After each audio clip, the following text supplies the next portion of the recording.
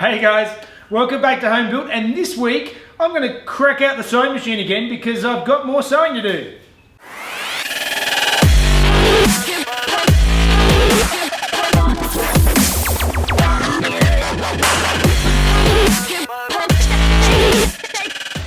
Alright guys, so as you can see, I'm in the back of the car, and one thing that I haven't put into the car yet that is much easier to do when the engine is not in the car is the engine bay sound deadening panel.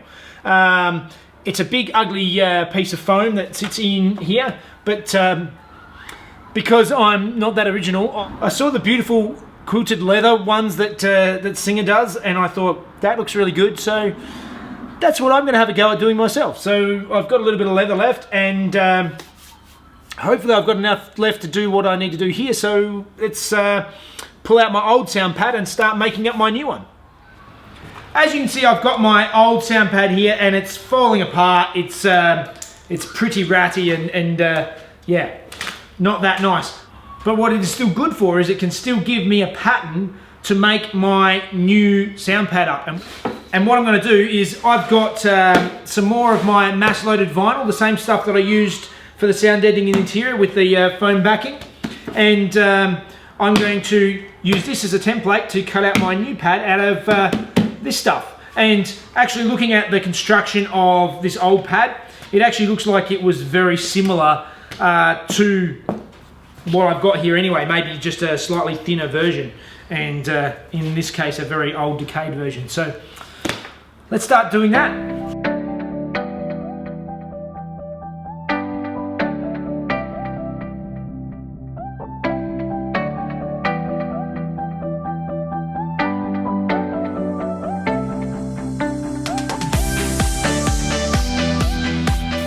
Alright, there's my rough piece. I haven't cut out everything yet. I'm going to take this to a trial fit, and then we'll see where we go from there.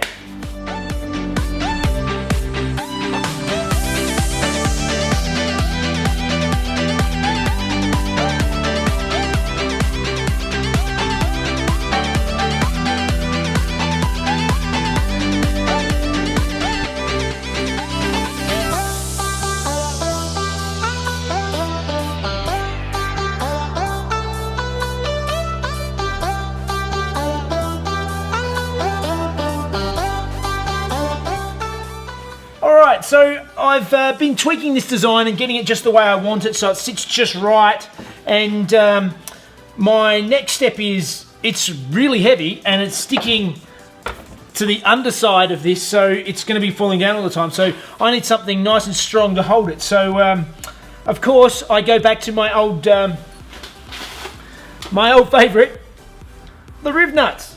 So I'm going to put a few riv nuts in so that I can actually put some screws in it and hold it up against the roof of the engine bay. And so now I'm going to mark out my riv nuts and start mounting them up.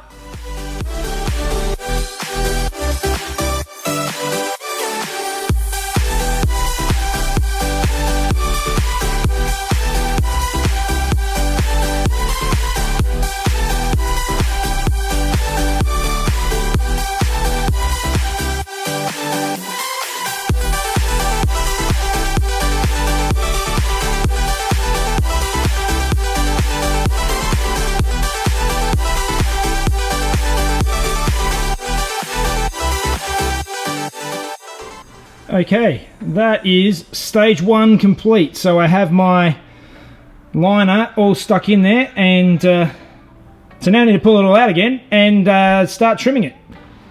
Okay, so I've got my pad the way I want it. My next challenge is to start trimming it in leather. Now, one of the issues I have is that the height is not quite big enough to do it all in one hit. So I'm going to have to try and join a couple of bits of leather to do the job without making it look nasty and an afterthought. So I'm going to start wiggling this around and trying to get the right shape so that I can actually do what I need to do.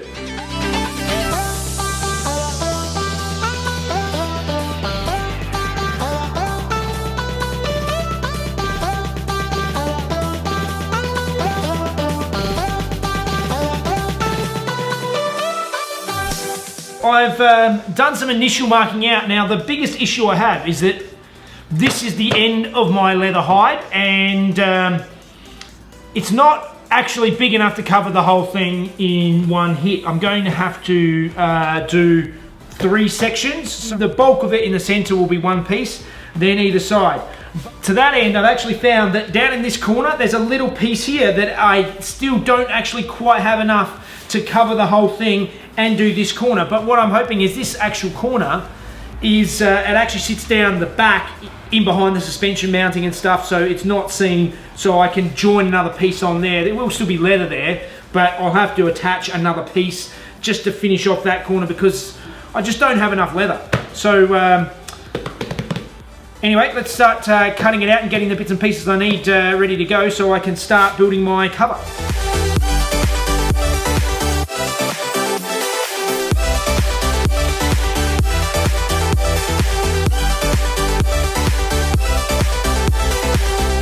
Alright, everything's cut out and ready to go, so it's time to start sewing bits together.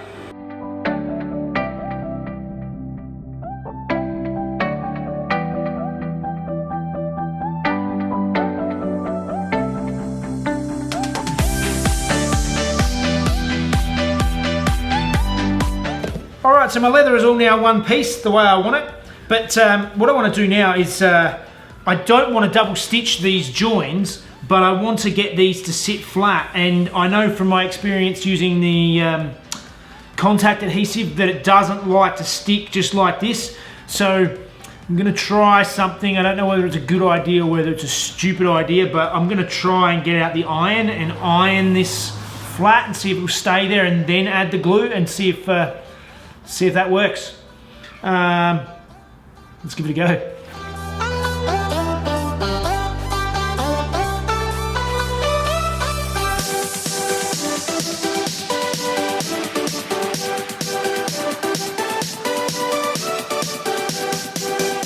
Alright, my edges are stuck down and the iron made it heaps easier.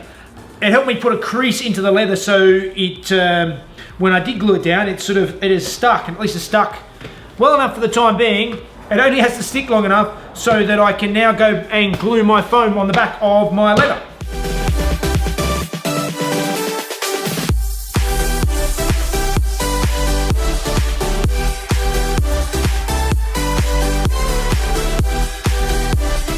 Okay, so like with the panel in the fruit, I've got my leather stuck to my foam backing. I'm going to mark out my grid, so I'm going to mark out 9 centimetre squares, and then I'll rule it all up and then start sewing it up.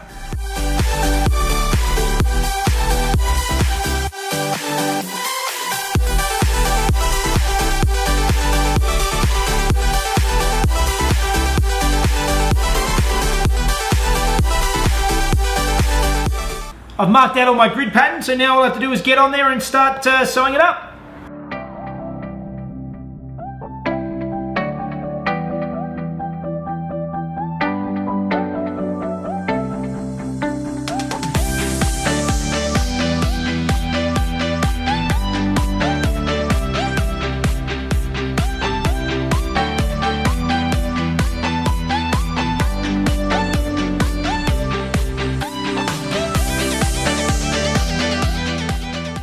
So this is all sewed together. I have my my leather cover. So now I need to work out how to attach it to my sound deadening panel. I'll glue it down first and then try and sew it. As I said, I don't know if it's going to work, but I'm going to give it a go.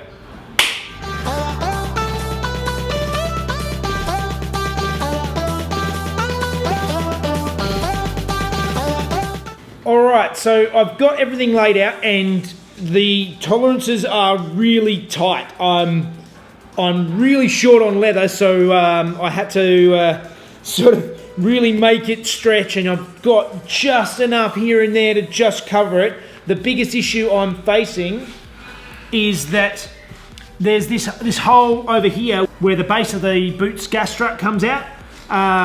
There's a hole in the factory piece there. I made it line up with a natural part of the leather. It's not quite lined up, and I'm going to have to sort of have a bit of a patch it will sort of be hidden into the blends and the folds that work their way into this piece. But yeah, for now I've got to try and sew on another little patch piece into that little bit and see how it goes.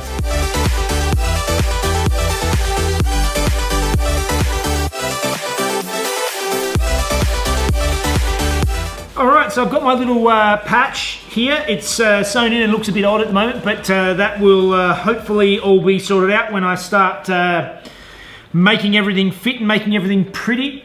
So now I need to flip this all over and start attaching my leather all the way around the edge, get it all ready so I can sew it up.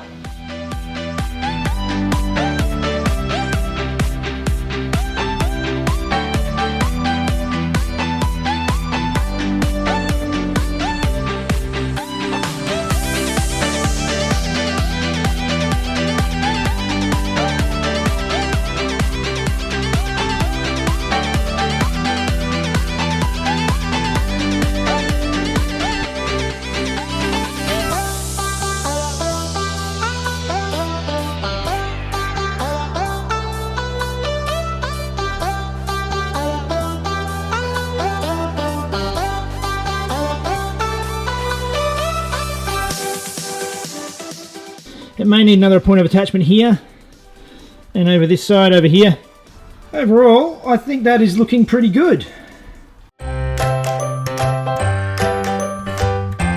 This week I actually was too curious and I have already opened this package. Inside we have a letter. And the letters come from Reuben Burke in Western Australia. And it's, Dear Jeff, always look forward to updates on your YouTube channel. I think it's fantastic to see home builds something shared, maybe? Home builds shared, particularly the learning process involved along the way when things don't go to plan, like I was fighting with today. Here's a small item which was also seen in my run to Marblehead that Dave had on the back of his 964. I'm unsure if it's right for your car, but I thought as I have a number of them, I'd share some Luftgekühlt love. Keep up the great work, Rube. He's actually sent me a little package. I'm really excited. Is this awesome Luftgekühlt badge? So, same sort of thing as what Dave had on the back of his 964. That is awesome. Thank you very much, Rube. That is definitely going on the car. So this is giving me another quick little project to do right now, because the only thing that I want to change on it is that there's a bit of green, and that's not really going to go with my car. And it looks like probably whoever at the factory who did it, they just they didn't spend any time. So of course I'm going to clean up the green and tidy up and put it black there, because that's going to be a bit more relevant to my car, and then put it on the car.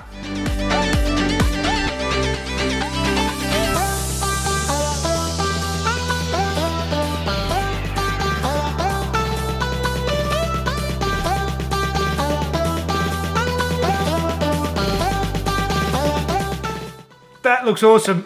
Thanks heaps, Ruben.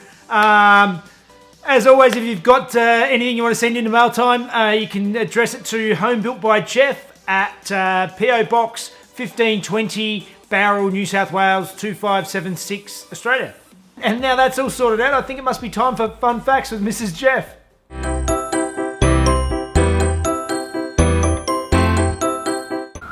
Hi guys.